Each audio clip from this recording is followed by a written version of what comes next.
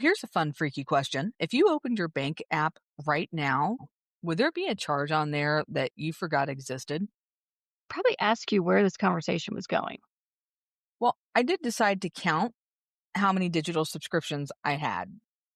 That does not sound like a good thing to do. 17. 17? 17 was the magic number. I had very good reasoning behind like every single one of them when I signed up. We all do. You sign up because you're solving a problem. Recurring subscriptions are the equivalent of the late night infomercial. How many do you think you have? 6. But I haven't counted yet. So that's 6 that I can think of. Gonna say there's probably more out there. This is Angry on the Inside. I'm Jess. And I'm Jeannine. We're both certified ADHD coaches, but this podcast isn't coaching. It's not therapy or medical advice. It's honest conversations about being women with late diagnosed ADHD and everything that goes along with it. Take what resonates and leave the rest. Today, we're talking about the ADHD tax. And I'll be honest, I've never really loved that phrase. It's not funny enough to be funny, and it's not serious enough to be serious. But the idea behind it is very real.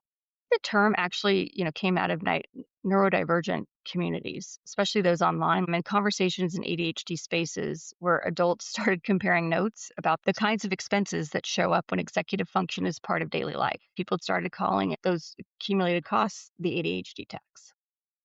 The key word there is accumulated. It's rarely one giant bulk expense. It's all the little ones that stack up over time. And the next thing you know, you're paying $500 worth of subscription fees every single month. That's not even counting all the other late charge things. It can be obvious things. Buying something again because you can't find the first one. Realizing the food you bought earlier in the week never got used. I'm probably worse with the food. Yeah, the week you thought you were going to eat healthy and then you didn't. How much liquefied celery have you thrown out of your crisper drawer? And then you don't put anything in that drawer because it got all grody. You're like, I'm going to clean it out. Just not today. Then 3 months later, when you're buying a bag of oranges, stacking them on top of the gallons of milk because the veggie drawer is still scummy. Ugh. Mine is the lettuce. I always buy the fancy lettuce in the bags because I think I should eat more salads if I have better lettuce. One time near Christmas, I bought one of those heads of lettuce that still have the roots. You put it into the water. I'm awful with plants. For real. This thing lasted for like 2 freaking months. It became my house plant. I was so freaking proud of it. And the little leaves like just stayed so nice. We used it once for the actual lettuce, but it was on the counter as decoration for like the next 8 weeks. I was so excited about that. You actually used it though. That's good. I did use it once. Maybe you would say that like object permanence kind of kicked in. And I didn't think about the fact that it was food. It was plant, not food, even though it was plants. It was just another plant you could kill. Is that how you started to see it? That's the thing, though. Towards the end, I was all bummed because I felt like I, 1, wasted food, and then 2, killed a houseplant that wasn't actually a houseplant. It was a very like layered emotional ordeal. For me, the big one is that return window. I fully intend to send the item back to Amazon. I'll even go online, get it like all kind of checked in, print out the label if I need to, might even put it in my car. And then somehow I just completely end up forgetting about it, even though I swore I wouldn't. And then time moves the way time moves for ADHD, and suddenly the return window is gone. Digital subscriptions don't feel dramatic. It's the case that they stack, we forget about them, and usually we're not using the services. And that is the ADHD tax. At the end of the day, what it really is and what it really means is that having ADHD is friggin' expensive. Yeah. I understand like why you not liking the term tax, but sometimes that's what it feels like. I am paying this because it's just a tax on me. Other people aren't paying it. I'm paying it because I have ADHD. Right. I know that word really resonates with a lot of people in a very like serious way. And maybe it's because I was in accounting for so long and dealt with taxes for so long. So taxes have like that double entendre, dirty negative meaning that I don't want to deal with. So maybe that's it. But it's a case of here I am having to pay this additional tax simply based on my neurodiversity and the way that I interact with the world. I guess I'd rather though ADHD tax versus ADHD penalty. Ooh, Good point. It just sounds a little nicer. But whatever you call it, we pay it for sure. We do pay it. With the subscriptions, my absolute favorite one is the Sirius XM uh, payment. You go from signing up on that special promotion for $5 a month, then you realize it's been charging you $25 for months because you missed your window.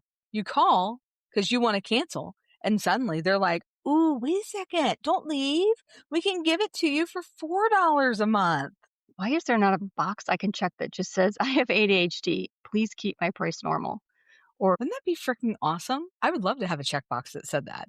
or what if it just said, don't charge me again? I will forget to cancel. So please don't renew me, even though I've checked the box and given you my credit. There are options to toggle off of like the auto renew, but Uh, it's never when you're signing up. It's like deep down in the system, like mm, 30 clicks oh, in yeah. to find that sucker. Then you probably have to get a code from your email to Mm-hmm. be able to toggle it off.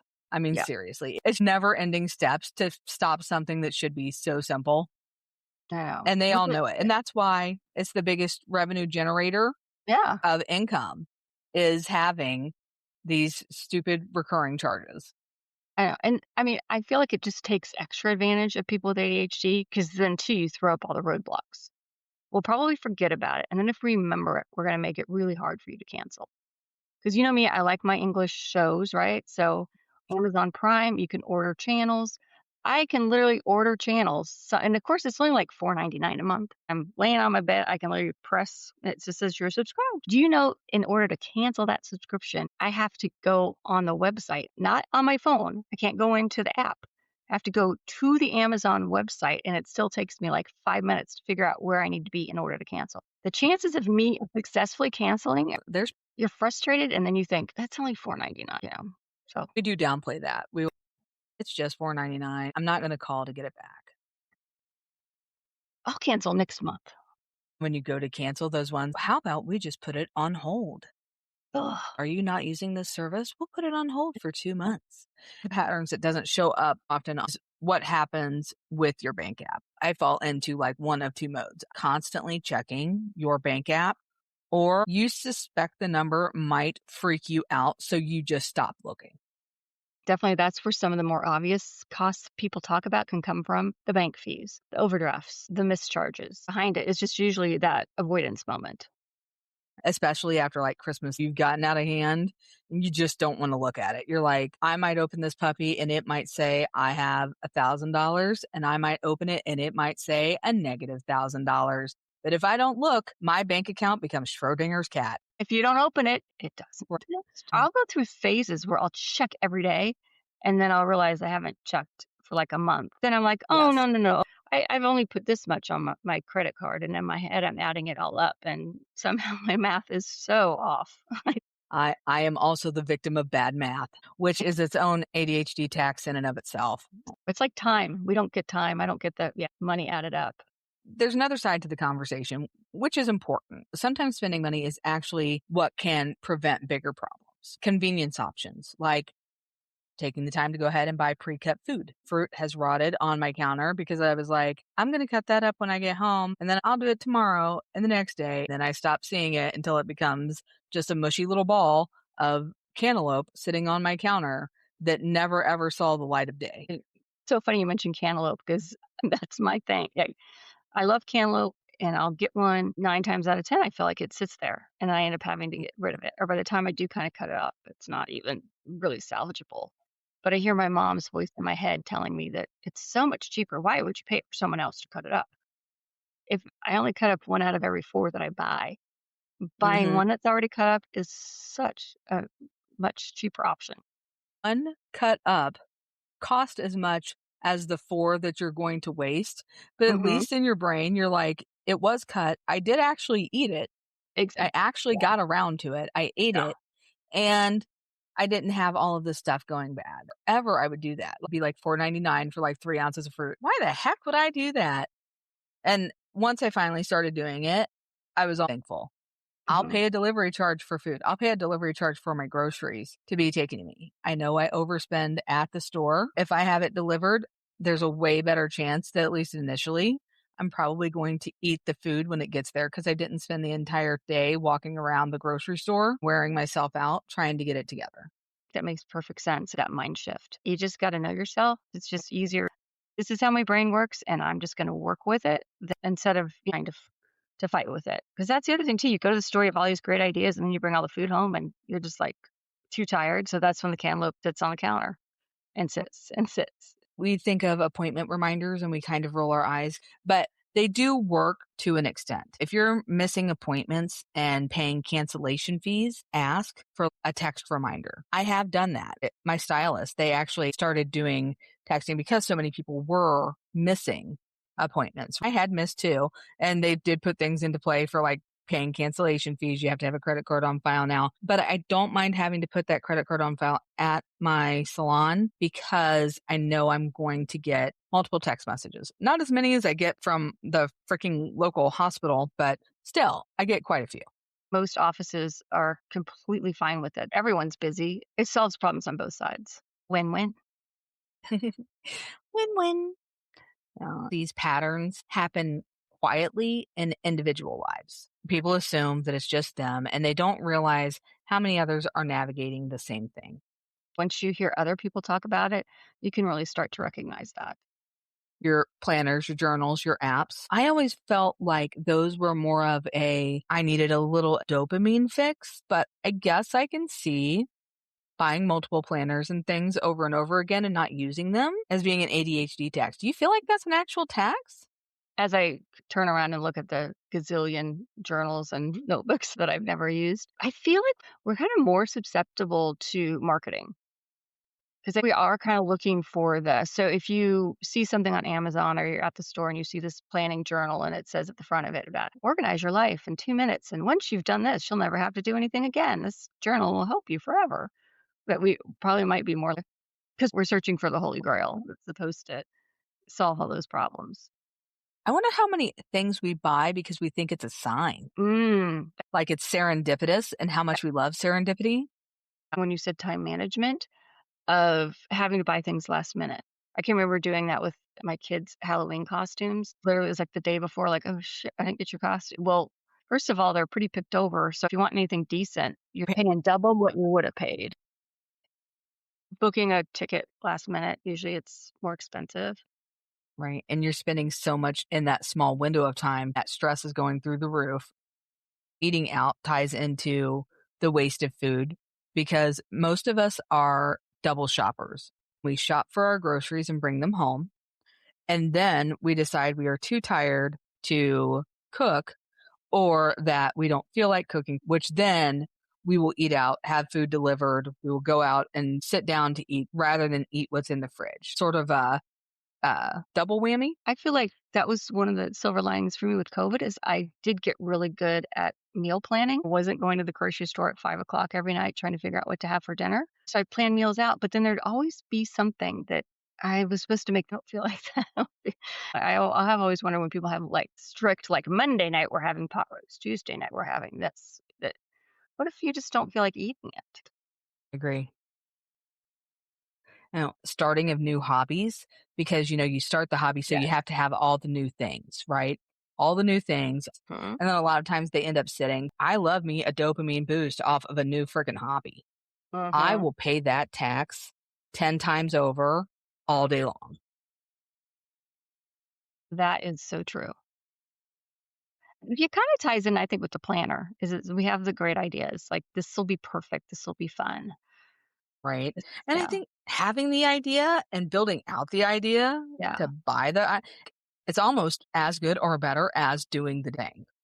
right. But yeah, but again, it's those ADHD symptoms that like jump on top of each other. It's the follow through, like the plan. That is Getting, I true. get so excited. You got this new hobby. You're gonna like. I bought this, crappy dresser at a garage sale, and I am gonna. And And then I then buy all the stuff. I've done. I've actually done this before. Bought sandpaper. Bought the new stain. Bought the right. And just yeah. And then I think I bought something for IKEA. but, but I had the best intentions, right? And I was really excited about doing it, and I had the best intentions. And then when the time came, it seemed suddenly much harder than that's my other thing. See, and then that's time management thing. I picture in my head that it's gonna take me an afternoon to do that. Yeah, that's okay. Thinking about a dresser, the follow through. Oh, the time thinking that things would be Oh, quick. yeah, I remember one. I have one, and I didn't see it in any of the research or infographics or anything. I haven't seen this one. Is part of the ADHD tax is not um not attaching a value onto something we have. So we will toss it, Mhm. but then we are way less likely to like buy a piece of used furniture, right? You bought the dresser because it was used, but you had to go and buy all the things because you were Yep, going to yep, make it better, right? right, But if you had the chance to buy a brand new couch or a couch that looked brand new, but was at somebody's house, right? And $500 cheaper, right. I think there's a better chance I'd probably buy the couch that was $500 more expensive and pay for them to bring the couch to my house and pay for them to take away the other couch, which I will never see or benefit, even though it's perfectly fine. Oh, I hadn't thought about that. That's So, yeah, when you could have saved $500 and it was a couch, you didn't have to do anything with it, right? Just move it into your right? house. Right? But it's But a convenience yeah, thing too, right? yeah. That's not as convenient for us because we have to deal with peoples that Oh, like, you know, yeah, I don't wanna you have to whereas negotiate. Ugh. yeah, and then negotiating, Yeah, oh, yeah, that is the worst. I So, know. all Yeah, those things, it's like, you're like, "Oh god," and that is a tax in and of itself. exactly. Yeah, and I'm not a good I've got stuff I always sell. I'll sell it on eBay or, something. Mhm. And it seems like a lot of work for not much money, It is. I've you done know? it. And I guess technically, I mean, I can see, yeah, you're right. There is money on the table that I'm leaving, right? Because I could get something for it. But it just seems like so much. Like my sister's really good at that. She eBays everything. Um, I don't know. But something that rides right along with it is impulsive shopping. It oh doesn't God, matter yes. how much money I have, like, Yeah. there used to be the joke, it was like, no matter how poor I am, I'm always rich at the dollar store, but now it's Yeah, not the dollar store exactly. anymore, so that's out the Yeah. window, Yeah. you know? But I can say, like, if I've got cash in my pocket and it's summertime and I'm rolling past a garage sale, I will hit the brakes, even though I do not need that thing. You need it. You just don't I realize do. it's in the back of the cupboard though. You have it already. Right. Oh, Just yeah, lost it. which brings us back around to buying things that we forgot that we already Exactly. Yeah. owned. The other day with like a pair of shoes. How did I not I mean, I don't have that many pairs of shoes and I basically bought the identical pair of shoes. It was a different brand, but it was like pretty much the same. But then instead of returning the brand new ones, I decided to actually like them better than the old ones. So now I've paid for and they were more expensive than the first pair. So, But had you already used the first pair? yeah. I'd Were they worn them. dirty? Yeah. Well, and I had them for over a year and a half. I finally remembered when I bought them. But the new pair I decided was more comfortable, even though they were They're pretty more much comfortable, I know, right? but you know what I mean? It was just like and it was kind of I don't even know if I I don't needed them. So now I've I think got there's a lot of wasted clothes with the ADHD tax. I can't tell you how many things that I've oh, purchased, put on, and yeah. then at some point my skin suddenly crawls at the feel of it, Mhm. and I can no longer use it or wear it, and Yeah, it's out the door, that is and true. it's like money lost, Yeah. just tossed away. Well, yeah, So, and you're right, but because you can't not that tag that keeps scratching you in the back. I actually have a right? shirt like that that I like, but I've taken the tag out, but there's, like, some crazy thread there that just drives me crazy, and I stopped wearing it. I But I wondered liked it when so we much I bought in 3 other colors, so that's the other thing I do. nice. I know, I but do now that they're all I too, don't like any of them. So, but that's a time saver one because then it frees up your brain to have capacity because you've got it in multiple colors. You know it works, right? those are hard for yeah. I think that I'm yeah, I think you're onto something on that one. I think clothes is its own category in regards to impulsive spending. Yeah. If this episode resonated for you, send it to the ADHD woman in your life who might also have 17 subscriptions she forgot about. Thanks for listening. And remember, you're not the only one angry on the inside.